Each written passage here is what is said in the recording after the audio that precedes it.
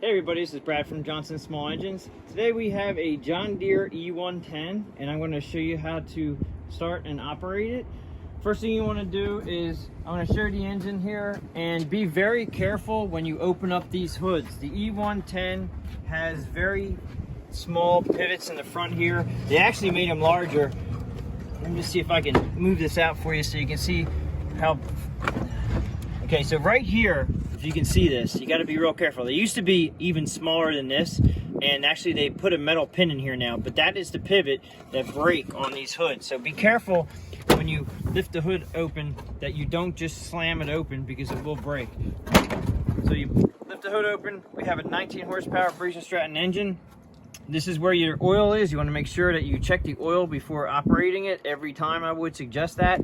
Your battery's here. I'm going to show you the gas tank in the back here. So this is the gas tank. Make sure it's full usually when you start. As far as how you know it's full, because it's a black gas tank, we have the full is right here. You got full and empty. Now how this operates, how that actually works, is by weight. Okay, so if the tank is heavy, you're going to see that line go up. I'm pushing on it with my hand, and then when it gets lighter, it actually just goes down to empty. So this tank is actually very loose. If you see this back here, you see how loose this looks? This is normal. This is how John Deere has set it up. So don't think you have an issue, because the tank is actually very loose right there. All right, you have on the left side here, we actually have the deck up and down, which is right here. I do like the fact that the deck height adjustment right here is actually closer together. They used to have them wide apart, far apart, and now your increments are much smaller, which means that you can get a better cut as far as where you want it to be. Personally, we have the brake on this side. We have a parking brake lever here. You have your throttle here, and this is the reverse lockout, and I'll show you how to operate that.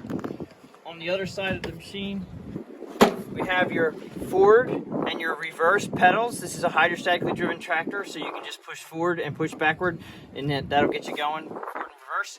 The PTO is here.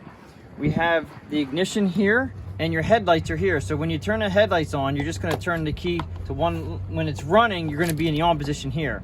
And then when you're running it and you want to have the lights on, you just turn it back one notch, and that'll turn your headlights on. Now these headlights, as you can see, they come on when you have the key in the headlight position, which I don't care for, because I don't like the fact that you can actually drain your battery. So make sure when you are finished running your tractor, make sure it's in the stop position. I would suggest taking the key out.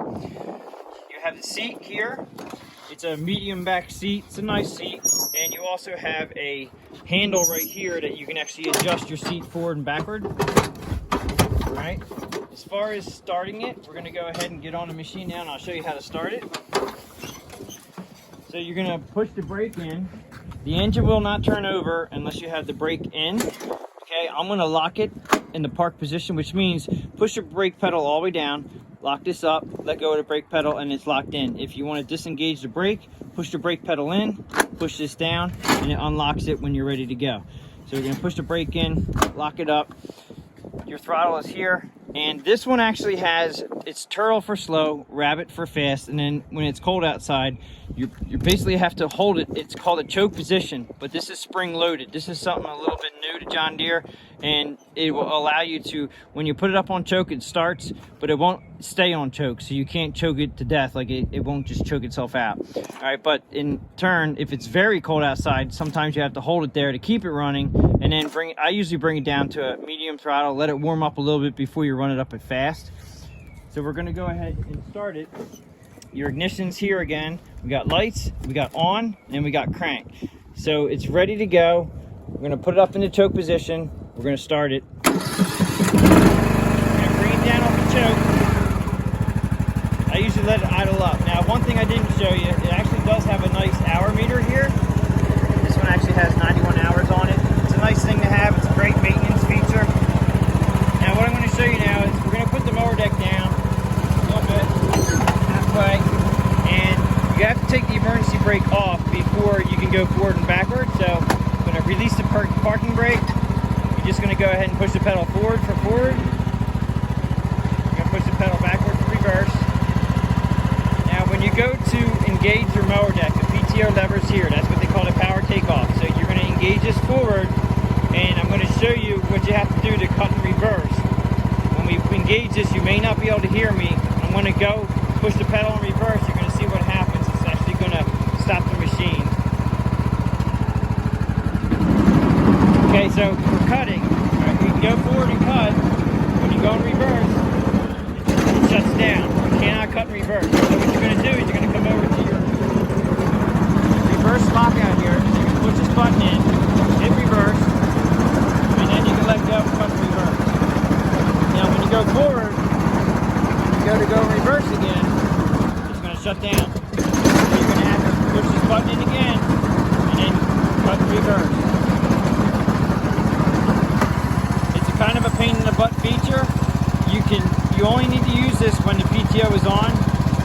I'm actually going to turn it off here so you can hear me. You only need to use this when the PTO is on, your mower deck is on.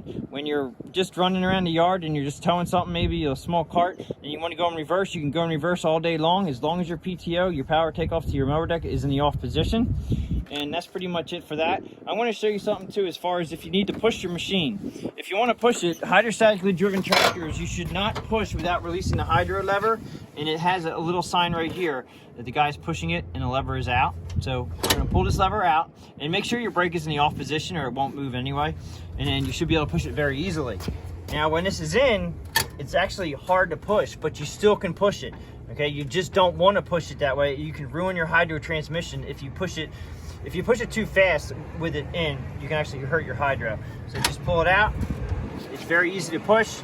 Push it back in again before you go. And remember, sometimes if you push your machine and you forget to push that back in and you hit your forward and reverse pedal, it will not go. So remember that. Okay, so one last thing I want to tell you guys about, and this is not about running the machine, but it's a preventive maintenance. The E100 series tractors, they are very, let's say, generically made, which means that these wheels have bearings in them. They have bushings in them, not bearings. So it's very important. I wanted to show you the wheels have bushings, and if you do not grease the grease fittings, there's a grease fitting here, okay, and there's one on the other side. Now there's also a grease fitting on the front axle here, and there's one underneath the machine, which I'm not sure if you're going to be able to get to that or not, but there's one here, okay, and you have to grease these often. I would suggest, depending on the size of the yard and how much you're actually using it, how many hours you're using it, you might want to put a couple pumps in the wheels. You fill the wheels up when it's brand new. There's going to be no grease in them unless the factory or the dealership greases them and pumps them up. I would definitely suggest filling the wheels up in the hubs with grease on both sides, hitting the axles up a couple times, and at least keep your eyes on them once or twice a year. You're going to go ahead and pump some grease in there, because that is one downfall with these, is that they don't have bearings. They're actually bushings in the wheels now, and they can wear out the axles too. Okay, so that pretty much sums it up for how to operate the John Deere E110, and a couple pointers and tips there that, you know, it'll help you keep the tractor going. If you like this video, please give it a thumbs up, subscribe, tell your friends about my channel. If you have any comments or questions, please leave them below, and I will catch you on the next one.